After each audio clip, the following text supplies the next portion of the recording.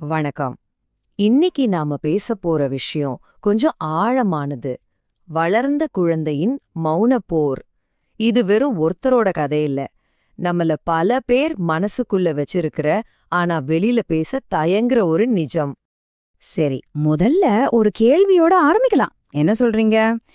இந்த சமூகத்தோட பார்வையில ஆண் அப்படின்னா யாரு? சும்மா ஒரு ஜெண்டர் தானா? இல்ல, அதுக்கும் மேல ஏகப்பட்ட எதிர்பார்ப்புகளையும் பொறுப்புகளையும் தூக்கி சுமைக்கிற ஒருத்தரா? நாம இப்போ பேசப் போற இந்த நபர் ஒரு வளர்ந்த குழந்தை. ஏன் தெரியுமா? ஏன்னா வெளிய பாக்குறதுக்கு ரொம்ப மெச்சூர்டா எல்லாத்தையும் சமாளிக்கிற மாதிரி தெரிவாரு. ஆனா உண்மையில உள்ளுக்குள்ள ஒரு சின்ன பாராட்டுக்கு, கொஞ்சம் அன்புக்கு ஏங்குற ஒரு குழந்தையா தான் இருப்பாரு. அவரோட வாழ்க்கை இருக்கே, அது ஒன்னும் நேரா போற ரோடு கிடையாது. அது ஒரு முடிவே இல்லாத ரேஸ் மாதிரி. அவர் ஓடியாக வேண்டிய கட்டாயத்துல இருக்கிற ஒரு 3 முக்கியமான ஓட்டங்கள், அத பத்தி தான் இப்ப பார்க்க போறோம். முதல்ல பணத்துக்காக ஓடுறாரு. நம்மளோட அன்றாட தேவைகளை பூர்த்தி செய்யணும்ல. ரெண்டாவது அவரோட கனவுக்காக. என்னைக்காவது ஒரு நாள் நமக்கு பிடிச்சது செய்யலாம் அப்படிங்கிற ஒரு சின்ன நப்பாசையில ஓடுறது. மூணாவது, ஒருவேளை இதுதான் ரொம்ப முக்கியமான ஓட்டமாவே இருக்கும், குடும்பத்துக்காக. ஆமா, மத்தவங்களோட சந்தோஷத்துக்காக தன்னைத்தானே வருத்திக்கிட்டு ஓடுற ஒரு ஓட்டம். இப்படி நிக்காம ஓடிக்கிட்டே இருக்கும்போது அவர் ஜெயிக்கிறது என்னவோ சில விஷயங்களா தான் இருக்கும். ஆனா இந்த ஓட்டத்துக்காக அவர் கொடுக்கிற விலை இருக்கே, அது ரொம்ப ரொம்ப அதிகம். அப்படி என்ன விலை கொடுக்கறாருன்னு இப்ப பாப்போம். முதல்ல பாத்தீங்கன்னா நட்பு. டைம் இல்ல மச்சிங்கிற ஒரே ஒரு வார்த்தையில எத்தனையோ நண்பர்களை மிஸ் பண்றாரு. அடுத்து படிப்பு. தனக்கு ஆசைப்பட்ட படிப்பை படிக்காம குடும்பத்துக்காக அதிக சம்பளம் தர்ற வேலைக்கு போயிடுறாரு. கடைசியா அவரோட சின்ன சின்ன ஆசைகள் கூட, அது ஒரு புது ஷர்ட் வாங்குறதா இருக்கலாம், இல்ல தனக்கு பிடிச்ச மாதிரி கொஞ்ச நேரம் செலவு பண்றதா இருக்கலாம், எல்லாத்தையும் அப்புறம் பாத்துக்கலான்னு தள்ளி போட்டுட்டே போறாரு. அப்புறம் பாத்துக்கலாம், இந்த ஒரு வார்த்தை தான் அவரோட தாரக மந்திரமே. தனக்குன்னு ஏதாவது செஞ்சுக்கணும்னு நினைக்கும் போதெல்லாம் இந்த வார்த்தைய சொல்லிதான் அவரையே அவர் ஏமாத்திக்குவாரு. இப்படி தள்ளி போட்டு தள்ளி போட்டு ஒரு கட்டத்துல தனக்கு என்னதான் ஆசை இருந்துச்சுங்கிறதே அவருக்கு மறந்து போயிடும்.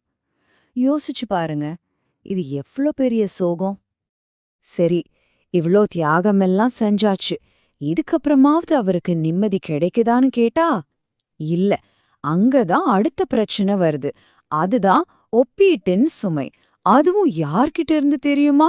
அவருக்கு ரொம்ப ரொம்ப நெருக்கமானவங்க கிட்ட இருந்து வர்ற இந்த சுமைதான் அவரை ரொம்பவே பாதிக்குது.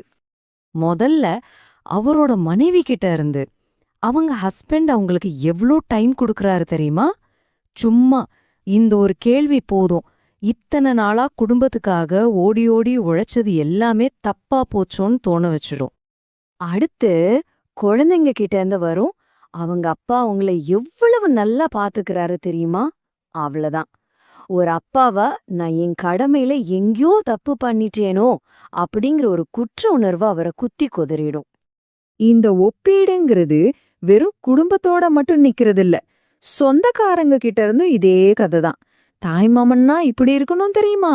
இப்படி ஒவ்வொரு உறவுலையும் அவர் ஒரு ஃபெயிலியர் மாதிரி ஒரு பிம்பத்தை உருவாக்கிடுறாங்க.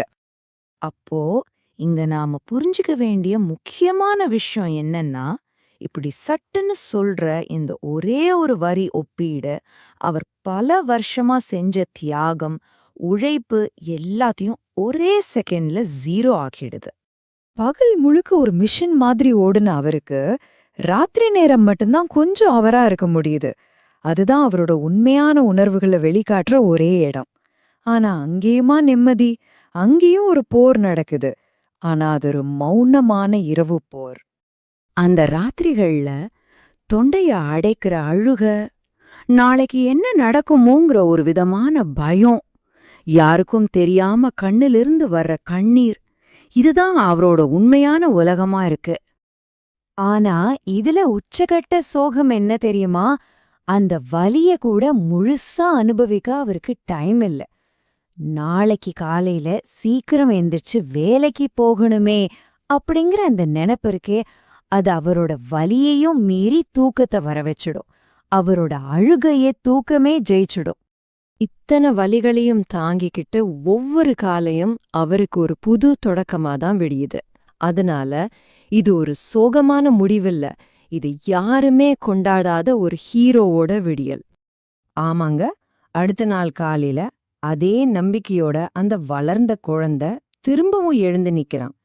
நேத்து ராத்திரி பட்ட காயத்தையெல்லாம் மனசுக்குள்ளேயே பூட்டி வச்சுக்கிட்டு இன்னிக்கும் அதே ரேஸ ஓட ரெடி ஆகுறான். இப்போ அவரோட மனநிலை எப்படி இருக்கு தெரியுமா?